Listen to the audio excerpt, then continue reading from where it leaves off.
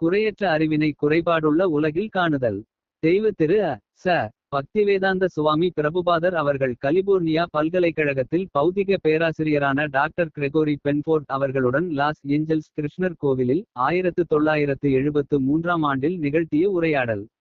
Doctor பென்ஃபோர்ட் தீமை ஏன் நிகழ்கிறது என்பதையும் தீமையின் பிரச்சினை குறித்தும் மேற்கத்திய வேதாந்த சாஸ்திரப்படி அறிவீர்கள் என நினைக்கிறேன். ஸ்ரீல பிரபுபாதர் இருட்டு வெளிச்சமின்மையால் நேரிடுகிறது. அவ்வாறே நன்மையில்லாததால் தீமை விளைகிறது. எப்பொழுதும் நீங்கள் வெளிச்சத்திலேயே இருந்து விட்டால் இருட்டு என்ற கேள்விக்கே இடமில்லை. கடவுள் நன்மையே உருவானவர். எனவே நாம் எப்பொழுதும் கடவுளின் நினைவிலேயே இருப்போமானால் தீமை வரவே இடமில்லை. டாக்டர் பிறகு ஏன் இவ்வுலகம் தீய மனிதர்களுடன் உருவாக்கப்பட்டிருக்கிறது? ஸ்ரீல பிரபுபாதர் காவல்துறை ஏன் உருவாக்கப்பட்டது? அதற்கு அவசியம் ஏற்படவே. அதேபோல் நம்முள் சிலர் இப்பூலோக பொருட்களை அனுபவிக்க நினைக்கின்றனர்.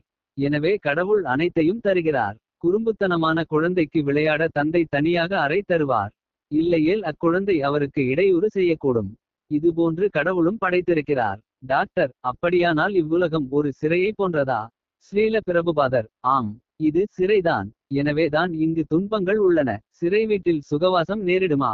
சிறையில் துன்பம் இருந்தால் மட்டுமே குற்றவாளிகளை திருத்த இயலும். இந்நிலை பகவத்கீதையில் துக்காலயம் அசாஸ்வதம் எனப்பட்டுள்ளது. துக்காலயம் என்றால் துன்பமே உருவான இடம் என்றும் அசாஸ்வதம் என்றால் நிலையற்றது என்றும் பொருள்படும். அதனால் இதற்கு சம்மதித்து நான் தானே கஷ்டப்படுகிறேன், இதனால் எனக்கு பாதகமில்லை, தொடர்ந்து இருப்பேன் என சொல்ல இயலாது. நீங்கள் தொடர்ந்து இருக்க முடியாது. நீங்கள் துரத்தப்படுவீர்கள். அமெரிக்கராகவும் பெரிய விஞ்ஞானியாகவும் நிறைய வருவாய் பெற்று மகிழ்ச்சியுடன் நீங்கள் இப்போது இருக்கலாம். ஆனால் அந்த பதவியில் நிரந்தரமாக இருக்க முடியாது. ஒரு நாள் உங்கள் பதவியை துறக்க வேண்டிய வரும்.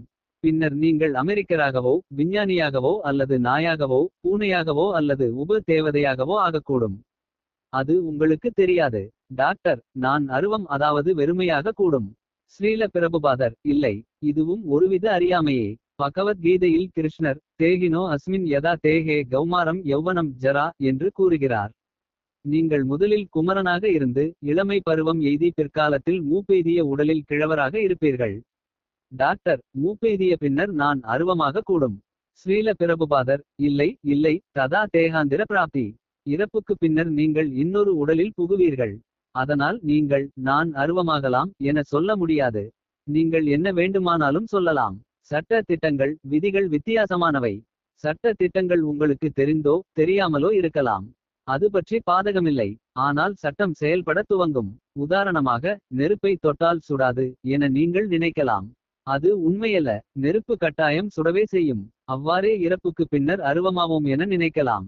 ஆனால் அது உண்மையல்ல. டாக்டர் என்னை போன்ற சிலர் உலகை பகுத்தறிவின் அடிப்படையில் அறிய முயன்று வழி எதுவுமின்றி ஏன் தவிக்கின்றனர்?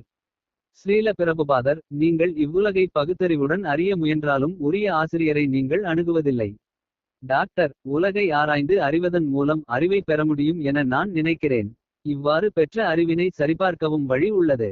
இதற்கு ஆதாரமற்ற அனுமானங்களை அடிப்படையாக கொண்டு ஆராய்ச்சிகள் செய்து நமது கருத்துக்கள் சரியானவை என நிரூபித்து பின்னர் இக்கருத்துக்களை இவ்வாறு நடைமுறைப்படுத்த இயலுமா என பரிசீலிக்கலாமே. ஸ்ரீல பிரபுபாதர் இது மேலும் ஒரு விதமான அறியாமையே ஆகும். ஏனெனில் நீங்கள் குறைபாடுள்ளவர் என்பது உங்களுக்கு தெரியாது.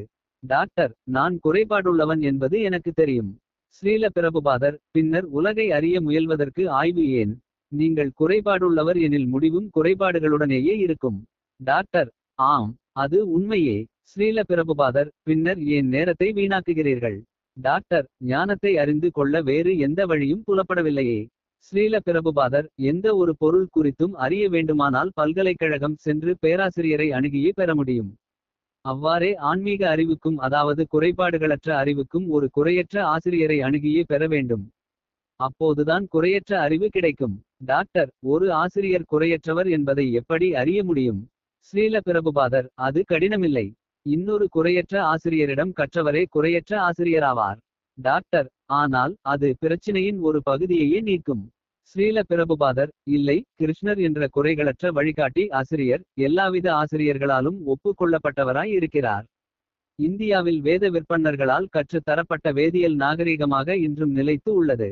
இந்த வேத ஆசிரியர்கள் கிருஷ்ணரை தலைசிறந்த ஆசிரியராக ஏற்றுக்கொண்டுள்ளனர். அவர்கள் கிருஷ்ணரிடம் பாடம் பெற்று பிறருக்கு கற்பிக்கின்றனர்.